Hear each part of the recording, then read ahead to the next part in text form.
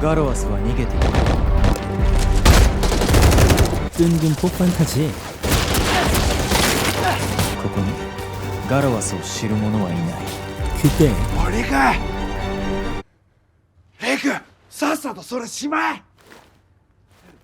아, 수업 시간에 창작의 나래를 펼쳤구나. ここがどこだかわからない自分がいた世界ではないガロアス君。それでも君はこの世界で生きていかなくちゃいけない。また来週。神林陸先生。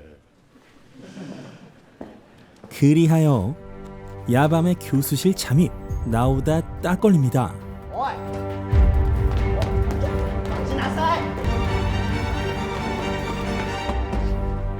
아, 따돌렸다. 어? 웬 노랫소리가?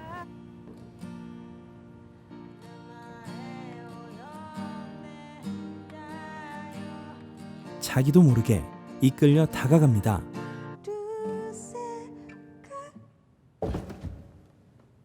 ごめんなさい、勝手にステージ使っちゃって。あ、待って、続け。おい、お前ら何やってんだ。早く。 같이 도망치는 남녀.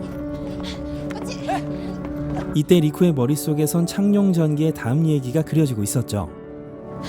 先行って。君は大丈夫、行って。ガロアスは出会った。彼女の名はシャドウ。 그런데 ノート 노트를 분실하고 맙니다. ない。 나올 리가 있겠습니까마는 忍び込むか。前園さん久しぶり。知り合い？ほら昔フランス語で一緒だった。ああ、でももうあの時4年生だった人じゃん。そう改めまして留年4年目の梶原です。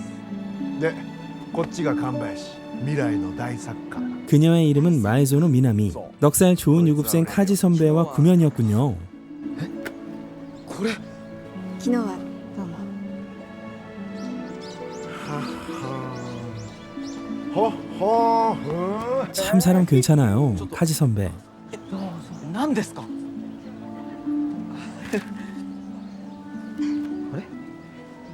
ごめん、一気に読んじゃった。え？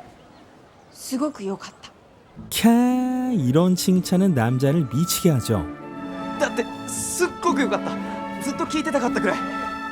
時が止まる、指が触れる。 요코하마 미나토 미라이에서 버스킹을 하는 미나미를 지그시 바라보는 리쿠.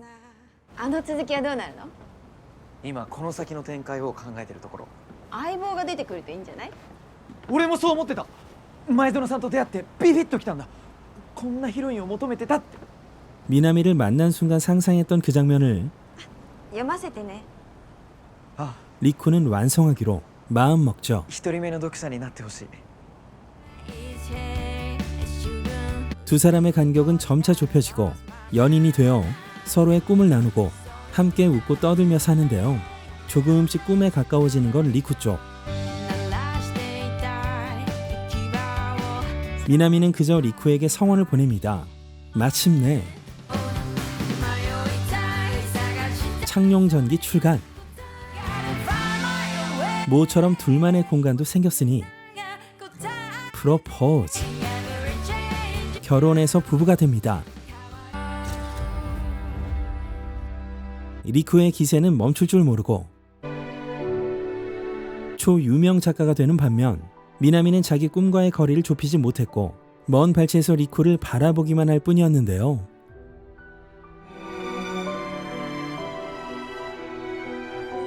결국 시간에 떠밀려 버린 자신의 꿈을 내려놓습니다. 그러던 어느 날 작업 중인 리쿠에게 미나미가 다가옵니다. 新作終わりそう？ああ、読ませて。そのうち書店にも並ぶし、今じゃなくてもいいだろう。 자식이 떴다고. 前は一番最初に読ませてくれてた。頼むから邪魔しないでくれ。私邪魔なんてしたことあった？今だよ今。今夜は50年ぶりにスーパームーンの月食が見られる夜とのこと。 지필을 마치고 한 장 걸친 뒤 読んだ 궁금하니까 뭐 암튼 등 돌리고 드르렁 합니다. 앞으로 무슨 일이 벌어질지 전혀 모른 채 말이죠.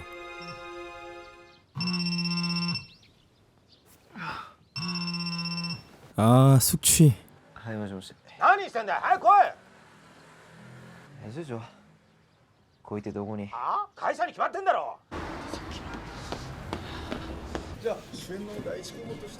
北村匠海を当たってみるということで 벌컥.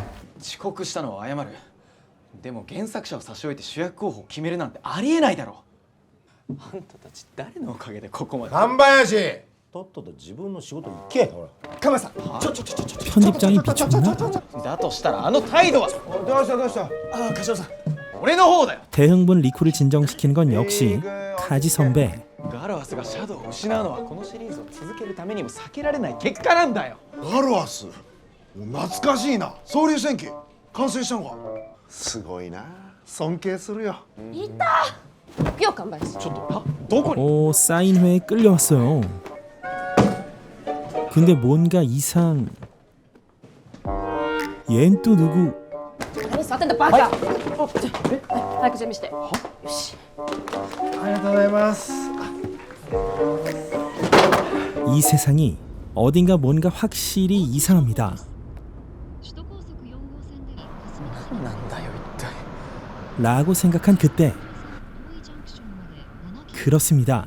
자기도 모르게 넘어온 이 세계에선 미나미가 유명 가수였고 리쿠는 출판사 직원이었죠. 게다가 南お名前は 미나미는 리쿠를 모릅니다. 待っておいすいません次がありますので 검색해보니 자료가 수두룩빽빽하죠. 이럴 때 의지할 건 역시 リク大丈夫か 카지 선배. 梶さん前園南ってわかるはあ俺は留年したおかげで前園南と同じ時間が過ごせたんだよお前もあんなに悔しがってたじゃねえか 기본 설정은 어느 정도 비슷하지만 중요한 건 俺は大学時代南とははいや会ったことないだろてかお前が知ったのはデビューしてからなんだったら結構売れてからじゃんじゃあ小説は編集長に出し続けてでもバカにされるのが嫌になったって前にお前は 리쿠에게 소중한 모든 걸 잃은 세계관이란 거. 俺頭がおかしくなったみたいだ 눈물이. だと思って駆けつけてみた梶さん俺結婚してたんです思い詰めたファンほど怖い人間はいないぞ 리쿠도 설마 내가 미쳤나 싶어 검사를 받을 정도. この度はお探ししました 어쨌든 수습부터 하고 파봅니다. つまり主人公にとってこの世界はパラレルワールドだと一 SF ファンとして言わせてもらうとな言い方はいろいろあるが結局なんか知らんがそうなったそれともう一つは誰かがそれを願ったパターンまあでも話を聞く限り一番可能性があるのは前園南じゃないかなでもまずは前園南とお近づきにならないと話にならんな 카지 선배의 솔루션대로 인터뷰로 접근. 大学4年生の時新刊ライブの前日夜こっそり講堂に忍び込んで歌ったことがあって歌っているところを男の人に見つかって俺だ頭の中でこう取材しながらこう頭の中で創作してるんですだから気にしないで私はたまたま戻ってきた軽音サークルの男の人に見つかったんです 딱 리쿠 파트만 달라요. 俺じゃない 두 사람이 잠깐 밖으로 나와서 바람을 쐬는데 어째 私はもう何年も自分らしい生き方なんてしてません声帯と手には保険がかけられてるし料理や庭いじり車の運転も禁止 다른 건 리쿠만이 息を 아니었고 潜めていく 성공한 세계의 미나미도 자기 자신과 소중한 일상을 잃어가는 중이었습니다. 日常があった頃の風景見に行きませんか 일단은 학교. 学部は文学部どっかですれ違ってたかもね 스친 정도가 아니랍니다. いつかここ 그날 처음 봤던 강당, 그리고 미나미가 버스킹을 했던 곳에서 중화거리의 에그타르트를 먹어보죠.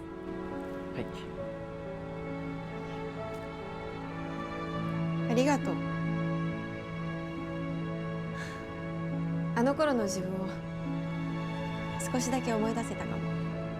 근데 넌 기억 안 나. 조금씩 가까워지는 둘. 리쿠는 엉겁결에 말합니다. 君と俺は夫婦だったある日俺は新しい世界に放り込まれた。それがこの世界。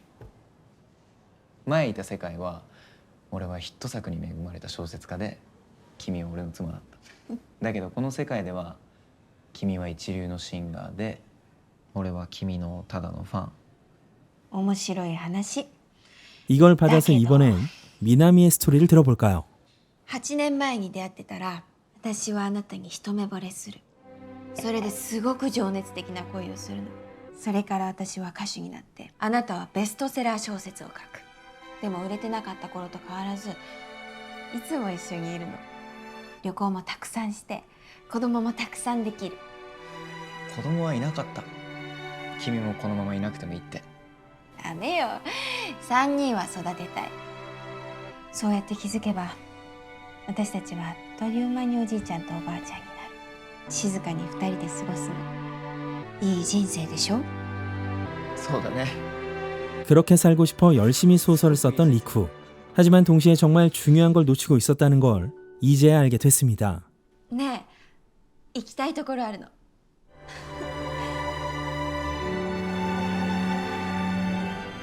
하지만 세상은 둘을 이대로 두지 않았고 ニュース見た。ああ迷惑かけてごめん。これからどうするの？小説を書こうと思ってる。前に君が読みたいって言ってた。書き上げたらいつか君にも読んでほしい。こっちもいい景色よ。いつかは歌いたかった場所。もしかして大学の？え、そりゃいい。前園みなみ誕生の地だ。日本で最後のライブになる。 모든 걸 되돌릴, 아니 돌아갈 기회는 단 한 번.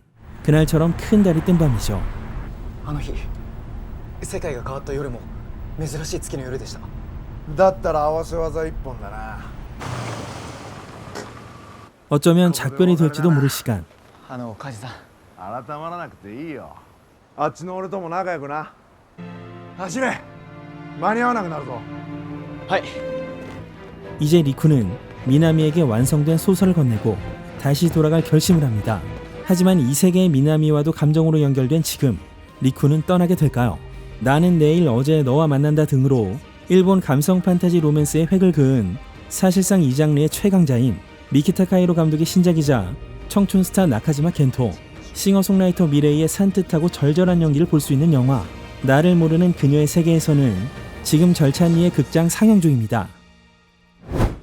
지금부터는 비평 파트입니다. 전 소라님부터 이번 영화 나를 모르는 그녀의 세계에서까지 쭉 미키타 카이로 감독의 세계관을 즐겨왔는데요. 아마 일본 영화를 봐오셨다면 몇 편은 봤을 법한 일본 영화계에선 청춘 로맨스의 명수입니다. 한국에서 잘 알려진 대표작으로는 나는 내일 어제 너와 만난다가 있겠네요.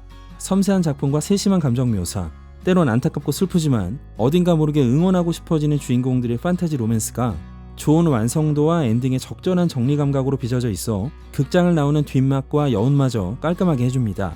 소설가를 꿈꾸던 리쿠, 가수를 꿈꾸던 미나미.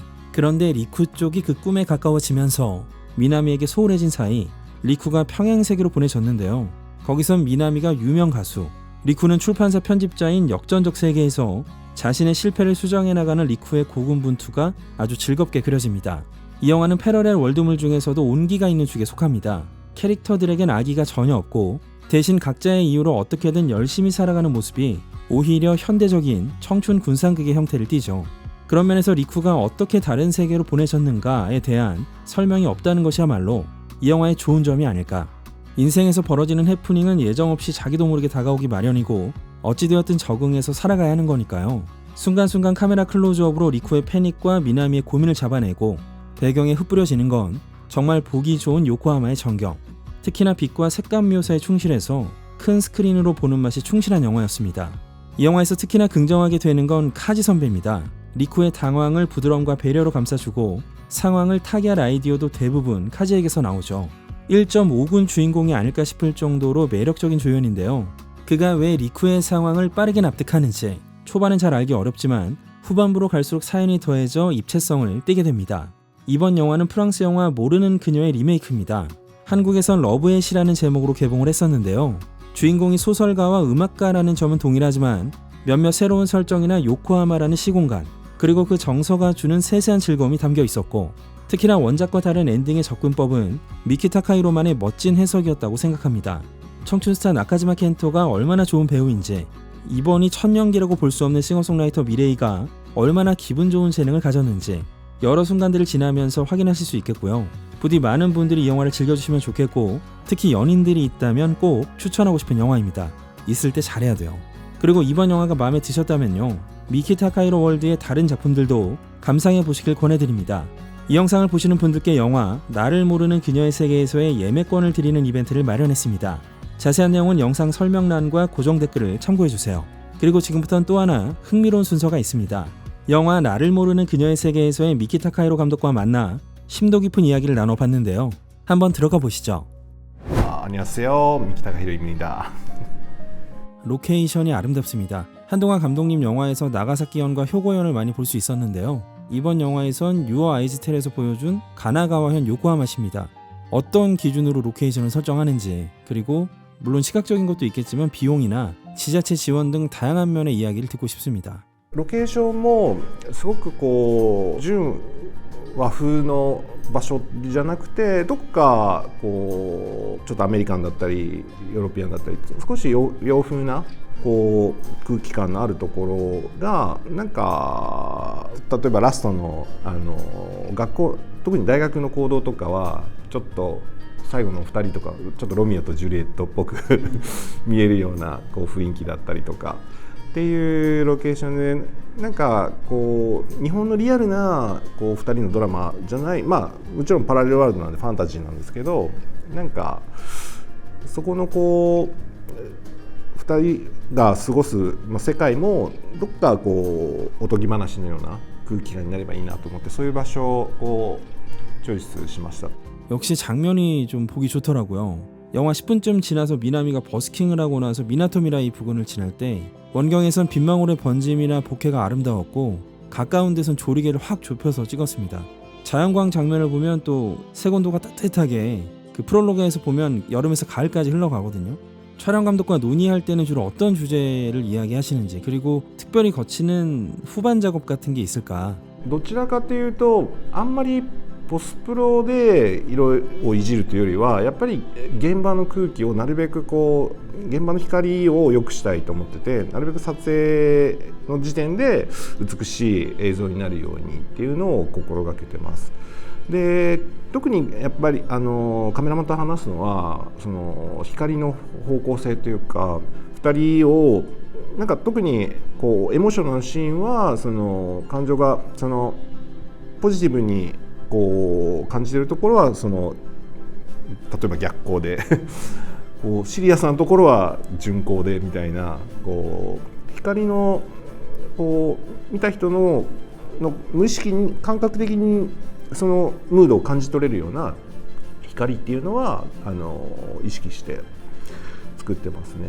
もう自分は思い出フィルターって呼んでるんですけど、少しこう何か自分こう見てる人が自分の思い出をこう少し美化しながらこう思い出すような空気感っていうのはちょっと意識してるかもしれないですね。 초반에 투정을 부렸던 리쿠의 소설을 미나미는 결국 읽고 말죠. 이게 그 트리거가 되지만 미나미는 왜 그렇게 자신을 차갑게 대한 리쿠의 작품을 읽고 싶어 했을까? でもまあこうやっぱりそのちょっとしたすれ違いで喧嘩はしてしまいましたけど、やっぱり南もリクの作品が好きなんですよね。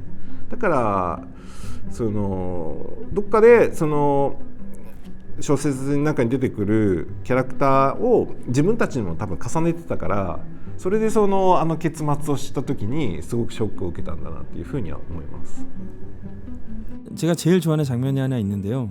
주간지 폭로가 터진 직후에 리쿠와 카즈가 이른 아침에 요코하마 스낵바 거리를 걷는 장면이었거든요. 이때 쓰레기 봉투라든지 막 걸어가는 비둘기, 이거 후시 녹음인가 아니면 그때 녹음이 된 건가 싶을 정도였는데 이 장면에 대한 좀 얘기를 들려주세요.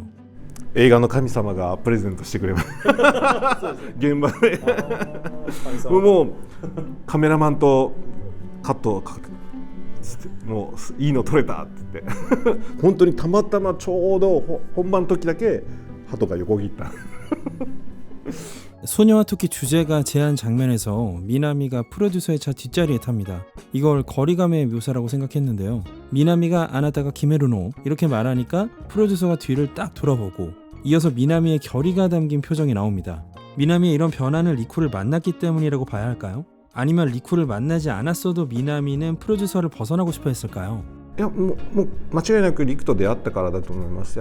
そこも彼女も南も南でリクと出会うことで気づいた部分、やっぱ今まではその田所の言う通りこうやっていけばどんどん売れてったし、こう仕事もどんどんうまくいってたけど、果たしてじゃあ自分がそこ行きたい世界だったのかなって、こう田所さんはこう音楽の才能、音楽の部分の才能はすごくこう大事にしてくれてるけど、じゃあその才能がなくなったら何者でもない自分を愛してくれるのかっていう疑問、こうそういう疑問がふっと多分リクと出会ったことで生まれたんじゃないかなっていうふうに思ってます。だからリクと出会ったことでそのインタビューのところとかで自分こう全部周りが用意してくれるもので前園みなみはできてるってこう話してましたけど、そこでこのままでいいのか、自分のあるべき姿ってなんだろうっていうことにこうだんだん考えが及んでいって、それで今までは多分その田所の言う通りにしてきたけど、そうじゃない自分もやっぱりそこで自我が芽生えてこう自らこう動き出したっていうところがシーンかなっていうふうに思います。